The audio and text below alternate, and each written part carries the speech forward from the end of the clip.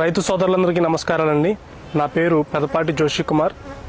నేను BCom computers చదువుకున్నానండి. ఈ ఎపికల్చర్ని select చేసుకోవడానికి కారణం ఏంటంటే, నేను చిన్ననాటి నుంచి చదువుకుంటూనే దీనిలో పార్ట్ టైంగా వర్క్ చేయడానికి వెళ్ళేవాడిని. అలా ఇది నాకు ఒక అలవాటుగా మారింది. తర్వాత నా స్టడీస్ కంప్లీట్ అయిన తర్వాత దీన్నే జీవనాధారంగా చేసుకుని, దీన్ని ఒక ప్యాషన్గా చేసుకుని దీనిలో నేను ముందుకు సాగడం జరిగింది. దీన్నే పర్టికులర్గా ఇంకా సెలెక్ట్ చేసుకుంటాం, ఎందుకంటే దీనిలో మనకి తక్కువ పెట్టుబడితో ఉంటుంది, అధిక లాభం కూడా ఉంటుంది. మనం ఎంతైతే పెట్టుబడి పెట్టామో దానికంటే రెండంతలు లాభం మనం ఆర్జించవచ్చు. అది కూడా మనం ఎప్పుడంటే పర్ఫెక్ట్గా దీన్ని మనం వర్క్ చేసినప్పుడే మనకి లాభాలు అనేవి ఖచ్చితంగా వస్తాయి. అది కూడా ఏంటంటే దీనిలో వర్క్ కూడా ఎక్కువ ఉండదు. మనం ఒక 3 డేస్కి ఒకసారి 4 డేస్కి ఒకసారి ఫామ్ని విజిట్ చేసుకుంటే సరిపోతుంది. అప్పుడప్పుడు ఏంటంటే ఇక్కడ మా ఉభయ గోదావరి జిల్లాలో ఎక్కువ పచ్చదనం ఎక్కువ ఉంటుంది, పంటలు కూడా ఎక్కువ ఉంటాయి కాబట్టి, ఉద్యాన పంటలు కూడా ఎక్కువ ఉంటాయి కాబట్టి ఇది ఎక్కువగా డెవలప్ అవడానికి కారణమైంది. ఒక 5 మంత్స్ ఏమో ఇక్కడ ఉంటాయండి బాక్సులు. తర్వాత వీటిని వేరే పంటల మీదకి మైగ్రేట్ చేయడం జరుగుతుంది. ఆ పంటలు ఏంటంటే ఇప్పుడు మన కర్నూలు సైడు నువ్వుల పంట, ఆవాలు, నువ్వులు, వాము పంటలు వేస్తారండి, అక్కడ మైగ్రేట్ చేస్తాము. అదేవిధంగా అరకు ఏరియాలో కూడా మనం పెడతాం. ఎల్లో కలర్ ఫ్లవరింగ్ వచ్చింది, అవిసె గింజలు అంటారు కదా, ఆ ఫ్లవరింగ్ కూడా తేనె కలెక్ట్ చేస్తాయి. హైదరాబాద్ సైడు కూడా మనం ఈ పంటని బాక్స్ని పెట్టడం జరుగుతుంది. అంటే పర్టికులర్గా ఈ ప్లేస్లోనే కాదు, ఎక్కడైతే పురుగు మందులు వాడని పంటలు ఉంటాయో ఆ ప్లేసుల్లోకి బాక్సులు మనం మైగ్రేట్ చేసి అక్కడ నుంచి న్యాచురల్గా హనీని కలెక్ట్ చేయడం జరుగుతుందండి. మనం ఈ బాక్సుల్లో పెంచే తేనెటీగలు వచ్చేసండి ఎపిస్ మెలిఫెరా అంటాము. వీటిని మనం ఐరోపా నుంచి ఇంపోర్ట్ చేసుకున్న తేనెటీగలు అనమాట. ఎందుకు వీటినే మనం ఫార్మింగ్ చేస్తున్నామంటే, తేనెటీగల్లో అనేక రకాలు ఉన్నాయి. మీకు క్యాజువల్గా అందరికీ తెలిసిన 3 రకాల తేనెటీగలు చెప్తాను. రాక్ బీస్ అని అంటారు, కొండ తేనెటీగలు అనమాట. ఇంకోటి ఎపిస్ మెలిఫెరా, అవి కూడా బాక్సులోనే పెరుగుతాయి.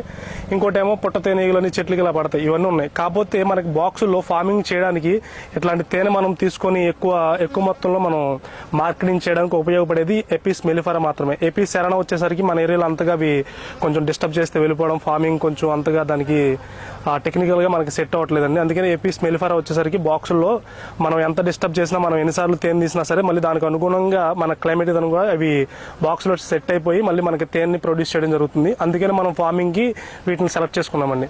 దీనిలో తేనె వచ్చేసి అనేక రకాలండి. ఇప్పుడు మనం వాము పంట మీద పెట్టామనుకోండి, వాము ఫ్లవర్తో తేనె వస్తుందండి. నువ్వుల పంట మీద పెడితే నువ్వుల పంట మీద తేనె వస్తుందండి. అదే లేదంటే ఇప్పుడు ఈ జామాయిల చెట్లు, కొబ్బరి చెట్లు ఇవి ఉన్నాయి అనుకోండి, ఏ పంట అయితే ఉందో ఆ పంట దగ్గర మనం బాక్సులు మైగ్రేట్ చేస్తే ఆ పూతను బట్టి ఆ ఫ్లవర్ మనకి హనీ మనకి వచ్చిందండి. పర్టికులర్గా తేనె అనేది ఒకే కలర్లో ఉండాలి, ఒకే టేస్ట్లో ఉండాలి, లేదంటే చిక్కగానే ఉండాలి, పల్చగానే ఉండాలి లేదండి. బయట దొరికే ఫ్లవర్ ఏదైతే ఉందో ఆ ఫ్లవర్ని బట్టి మనకి హనీ అనేది వస్తుందండి. బయట ఏదైతే నెక్టార్ ఉందో ఆ నెక్టార్ ఈగలు మనకి ఇక్కడ పెడతాయి. మనకి బయట మిగతా ఇది హనీ అంటేనండి, ఇది పర్టికులర్గా ఒకటి ఉండిపోయింది అందరిలో. పర్టికులర్గా ఇలాగే చిక్కగా ఉంటుంది, నీళ్ళలో వేస్తే కరగదు, ఒకరుగా ఉంటుంది, ఘాటుగా ఉంటుంది. అది కాదండి. అదేంటంటే మనం ఇప్పుడు డైలీ కూల్ డ్రింక్ కాదండి హనీ అంటే. మీకు కూల్ డ్రింక్ వచ్చేసరికి ఇయర్ మొత్తం మనం ఉన్నంతకాలం అదే ఫ్లేవర్తో వస్తుంది. ఇప్పుడు థమ్సప్ ఉందనుకోండి, అది మీరు ఇక్కడ బెంగళూరులో తాగినా ఒకేలా ఉంటుంది, ఇక్కడ మా ఏలూరులో తాగినా ఒకేలా ఉంటుంది. కానీ హనీ వచ్చేసి అలా కాదండి. బయట మనకి న్యాచురల్గా ఏదైతే ఫ్లవర్ ఉందో ఆ ఫ్లవర్ని బట్టి కలెక్ట్ చేసిన హనీ నెక్టార్ని బట్టి మనకి టేస్ట్, కలరు, స్మెల్ అన్నీ మారుతాయి. అది హనీ, న్యాచురల్గా ఉండే హనీ అట్లా ఉండిద్ది. మనకి ఎప్పుడు కంటిన్యూగా ఒకేలాగా అయితే హనీ రాదు. అది మీకు ఎప్పుడైనా హనీ ఒకేలాగా వచ్చిందంటే మాత్రం అది ఖచ్చితంగా న్యాచురల్ కాదండి. హనీ అనేది ఖచ్చితంగా వేరియేషన్ ఉండిద్ది. ఎందుకంటే ప్రతి నెల ఒకే పంట ఎక్కడ వేయరు. ఆ వేసిన పంట మొత్తం ఈ ఇయర్ మొత్తం ఉండదు. ఇక్కడ ఫ్లవరింగ్ అయిపోయిందంటే మళ్ళీ మేము వేరే చోటకి మైగ్రేట్ చేయాలి, లేదంటే ఈగలు వర్క్ చేయవు. అలా వర్క్ చేసి ఏదైతే ఫ్లవరింగ్ ఉందో దాన్ని బట్టి హనీ కలెక్ట్ చేసినప్పుడు మనకి ఫ్లవర్స్ అనేవి మారుతూ ఉంటాయి, కలర్ అనేది మారుతూ ఉంటుంది. ఒక్కొక్కసారి ఏమో గోల్డ్ కలర్ వచ్చింది, ఒక్కొక్కసారి ఏమో డార్క్ వచ్చింది, ఒక్కొక్కసారి వైట్ వచ్చింది. హనీ కలర్స్ అలా మారుతాయి. అలా మారినప్పుడే మనకి అది న్యాచురల్ హనీ అని చెప్పని మనం గెస్ చేయాలండి. మిగతా హనీస్ ఏంటంటే మనకి ఇయర్ మొత్తం ఒకేలా ఉంటాయి. కొన్ని అవి ఏంటంటే ప్రాసెస్డ్ ఫార్ములా. మీకు ఇప్పుడు థమ్సప్ ఎలా అయితే చెప్పాను ఎగ్జాంపుల్, అవి కూడా ఏంటంటే ప్రాసెస్డ్. ఈ హనీ మనకి తయారవడానికి చాలా ఖర్చు అవుతుందండి. ఇక్కడ నుంచి మనం ట్రాన్స్పోర్ట్స్, వర్కర్ ఛార్జెస్ అవన్నీ ఉంటాయి. కానీ మీకు బయట మార్కెట్లో 200కి మీకు హనీ దొరికింది. మీరు ఎప్పుడైనా ఆలోచించారు 200కే హనీ ఎందుకు దొరుకుతుందని? ఈ బాటిల్ ఇలా లేబుల్ వేయడానికి, దీన్ని బాటిల్ కొనడానికి, దీన్ని బాటిల్లో నింపడానికి, వర్కర్స్కి, ట్రాన్స్పోర్ట్కి, ఈ బాక్సులకి, యూనిట్కి ఎంత ఖర్చు అవుతుందో మీకు 200కే హనీ దొరుకుతుందంటే మీరు అది ప్రాసెస్డ్ అని చెప్పి అర్థం చేసుకోవాలండి. ఫామ్లో వచ్చేసరికి హనీ మంత్లీ 1 టైం తీస్తామండి. మ్యాక్సిమం 30 డేస్కి ఒకసారి ఉండేది ఎక్స్ట్రాక్షన్. అది కూడా ఏంటంటే బయట ఫ్లవరింగ్ బట్టి వర్క్, బీస్ ఉన్న కండిషన్ బట్టి అది ఆధారపడి ఉంటుంది. బీస్ బాగా వర్క్ చేసినాయి అనుకోండి, కొంచెం తక్కువ టైంలోనే హనీ రావడం అని జరిగింది. లేదంటే ఖచ్చితంగా 30 రోజులు పైన పడే హనీ తీయడం జరిగింది. అదే మనం సీజన్కి ఇంకా బయట బాగా ఎక్కువ ఫ్లవరింగ్ ఉన్న చోటకి వెళ్ళామనుకోండి, అక్కడ కొంచెం ఇంకా ఫాస్ట్గా వర్క్ చేస్తాయి. అంటే మనం ఈగలు కూడా ఏంటంటే ఎక్కువ ఫుడ్ దొరుకుతుంది అనుకోండి, అవి కూడా యాక్టివ్గా ఎక్కువగా పనిచేస్తాయి. తక్కువ దొరికితే తక్కువ యాక్టివ్గా ఉండి తక్కువ పనిచేస్తాయి అండి. మనకు వచ్చేసి 4 రోజులు పడుతుందండి హనీ తీయడానికి. మనం ఫార్మింగ్ స్టార్ట్ చేయాలంటేనండి ఫస్ట్ మనం బీస్ కొనుక్కోవాలండి. కొనుక్కొని అది ఎక్కడైతే మనం కరెక్ట్గా ఏరియా సెలెక్ట్ చేసుకోవాలి. ఫస్ట్ మనం ఎక్కడ పెట్టుకోవాలి అని చెప్పి ఒక తోటని సెలెక్ట్ చేసుకోవాలి. ఆ తోట కూడా మీరు లీజ్కి ఏం తీసుకోవాలి, మీ దగ్గరలో తెలిసిన వాళ్ళు ఎవరైనా అడిగి ఫామ్ ఎలా పెట్టుకుంటున్నాం, మీకు కూడా వాళ్ళకు కూడా ఏంటంటే పెట్టుకుంటే వాళ్ళకు కూడా దిగుబడి పెరిగిద్దండి. పాలినేషన్ ఈగలు క్రాస్ చేసి అటు ఇటు వాళ్ళకు కూడా పంట దిగుబడి అనేది పెరుగుతుంది. వాళ్ళకు కూడా రైతులకు కూడా ఆదాయకరంగానే ఉంటుంది. కాబట్టి వాళ్ళు మనం కన్విన్స్ చేసుకుంటే వాళ్ళు కూడా ఒప్పుకుంటారు పెట్టుకోవడానికి. సో ఏంటంటే ఇప్పుడు మనం స్టార్ట్ చేయాలంటే ఫస్ట్ బీస్ కొనాలి కదా. ఫస్ట్ ఫామ్ని సెలెక్ట్ చేసుకుని తర్వాత మనం బీస్ తీసుకోవాలి. బాక్స్ వచ్చేసి ఒకటే 4000 పడుతుందండి. దానిలో మంత్లీ మనకి ఇంకా స్టాండ్ అవన్నీ ఉంటాయి, అన్నీ కలిపే వస్తాయి తీసుకుంటే. దాన్ని మనం ఒక పర్టికులర్గా ఒక ప్లేస్ సెలెక్ట్ చేసుకుని దానిలో పెట్టుకొని మనం మంత్లీ ఒకసారి తేనె అనేది తీసుకొని దాన్ని మార్కెటింగ్ చేసుకొని మనకు తెలిసిన సర్కిల్లో వాటిల్లో మనకు తెలిసిన వాళ్ళకి అమ్ముకోవచ్చు అండి. తర్వాత ఇంకెక్కడికైనా మనం మైగ్రేట్ చేయాలంటే ఒకవేళ పోతంటే అన్ని రకాల పోతలు పెట్టగలం. పురుగు మందులు వాడిన పంటలు ఉంటాయి చూసారా, పర్టికులర్గా వాటికి మాత్రమే మనం తేనెటీగలు అనేవి పెట్టాలి. ఒకవేళ పురుగు మందులు కానీ పెస్టిసైడ్ వాడిన పంటలకు కానీ పెట్టామంటే తేనెటీగలు చనిపోతాయి వాటి మీద వాలి. కాబట్టి పురుగు మందులు ఎక్కడైతే వాడరో, ఏదైతే పురుగు మందులు ఆర్గానిక్ ఫార్మింగ్ ఎక్కడైతే చేస్తారో మన తేనెటీగలు కూడా అక్కడే ఫార్మింగ్ చేయాలి. లేదంటే మనకి ఫామ్ దెబ్బతినే అవకాశాలు చాలా ఎక్కువ ఉన్నాయండి. 100 బాక్సెస్తో స్టార్ట్ చేస్తే మనకి ఎంత పంట ఉండాలి అంటే మినిమం ఒక 20 acres ఉండాలండి ఏదైనా సరే పూత. ఇప్పుడు కొబ్బరి తోటను చూసారా, కనీసం అది ఒక 20 ఎకరాలు ఉండాలి. పామాయిల్ ఒక 20 ఎకరాలైనా ఉండాలి. లేదా జామ తోటలైనా ఉండాలి. నువ్వులు కానీ, వాము కానీ, సన్ఫ్లవర్ కానీ, ఆవాలు కానీ, ధనియాలు కానీ, పిల్లి పెసలు కానీ మినిమం ఒక 20 acres ఉంటే మాత్రం మనకు తేనె ఆదాయం దిగుబడి అనేది చాలా ఎక్కువగా ఉంటుంది. ఈగలు కూడా చాలా యాక్టివ్గా పనిచేయడం జరుగుతుందండి. అంతేకాదు మన ఈగలు ఇక్కడ ఒక 5 కిలోమీటర్ల వరకు వెళ్తాయి, ట్రావెల్ చేస్తాయి హనీ కోసం. ఇక్కడ ఉన్నాం కదా, ఇక్కడ సర్కిల్లో ఒక 1 km వరకు తిరిగి ఫుడ్ దొరకలేదు వచ్చేసాం అన్నట్టు కాకుండా ఫుడ్ వాటికి ఎక్కడైతే ఇంకో 5 కిలోమీటర్లు ఉందో 5 కిలోమీటర్ల వరకు అవి వెళ్తాయండి ఖచ్చితంగా. 5 కిలోమీటర్ల వరకు వెళ్ళి ఫుడ్ని కలెక్ట్ చేసుకొస్తాయి బాక్స్లోకి. అది కూడా ఏంటంటే మళ్ళీ ఏ బాక్స్లో అయితే ఏ బయటకు వెళ్ళిందో అదే బాక్స్లో ఖచ్చితంగా వెళ్తాయి. ఈ బాక్స్ నుంచి బయటకు వెళ్ళిన తేనెటీగలు ఖచ్చితంగా ఏ బాక్స్ నుంచి అయితే వెళ్ళాయో, ఇప్పుడు మనం బయటకు వెళ్ళామండి, మనం వర్క్ చేసుకొని ఖచ్చితంగా మన ఇంట్లోకి ఎట్లా వెళ్తామో అవి కూడా సేమ్ అలాగే అవి ఎంత దూరం వెళ్ళొచ్చినా సరే అదే బాక్స్లోకి వెళ్తాయి. ఎందుకంటే దానిలో ఒక రాణి అని ఒకటి ఉంటుందండి, దానికి ఒక స్మెల్ ఉండిద్ది ప్రతి రాణికి. ఆ స్మెల్ అబ్జర్వ్ చేసి అది ఆ డైరెక్షన్లో ఖచ్చితంగా అదే బాక్స్లోకి వెళ్తుందండి.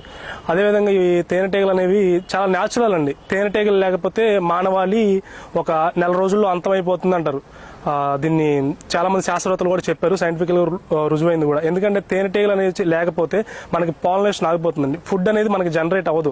కాబట్టి ఇప్పుడున్న ఈ టెక్నాలజీ పరంగా ఈ 5Gలో వచ్చేసి నెక్స్ట్ ఇంకా పెరుగుతూ ఉంటుంది. ఈ పర్యావరణం ఈ రేడియేషన్ అనేది పెరిగిపోయి తేనెటీగలు కూడా అంతరించిపోయడానికి చాలా ఛాన్స్ ఉందండి. ఏంటంటే న్యాచురల్గా పెరిగే ఈగలు ఎప్పుడు ఏంటంటే పొల్యూషన్ లేని ఏరియాలో వాటికి అనుగుణంగా ఉండే ఏరియాలో వీటిని పెంచాలండి. నేను యూనిట్ మొదలుపెట్టినప్పుడు ఒక 50 బాక్సులతో మొదలు పెట్టానండి. ఇప్పుడు నాకు వచ్చేసి 600 బాక్సులు ఉన్నాయి. అంటే ఇవి ఒక్కొక్కసారి పోవచ్చు, మనం కొంచెం ఇంకా పెంచవచ్చు. 50 నుంచి 600కి ఎలా వెళ్ళి అంటే ఇప్పుడు మనం ఒక కోడిని కనుక గుడ్డు పెట్టింది అనుకోండి, దాని కోడి పిల్లలు ఎలాగైతే వృద్ధి చెందుతాయో సేమ్ ఇది కూడా అంతేనండి. ఈ బాక్సుల్ని ఫ్యామిలీ బాగా పెరిగిన తర్వాత, ఈగల స్ట్రెంత్ పెరిగిన తర్వాత మనం వాటిని డివిజన్ చేస్తాం. 2 ఫ్యామిలీ కింద డివైడ్ చేస్తాం. దానిలో ఏంటంటే దానికి ఒక కొత్త రాణి మనమే దాన్ని గ్రాఫ్టింగ్ అంటారు. ఆ గ్రాఫ్టింగ్ చేసి దానికి కొత్త రాణి ఇచ్చి దాని ఒక ఫ్యామిలీ కింద దాన్ని సపరేట్ చేస్తాం. ఆ రాయల్ జెల్లీ గ్రాఫ్టింగ్ ఎట్లా ఉంటుంది అది కూడా మీకు నేను చూపిస్తాను, ఒక వీడియోలో చూపిస్తానండి.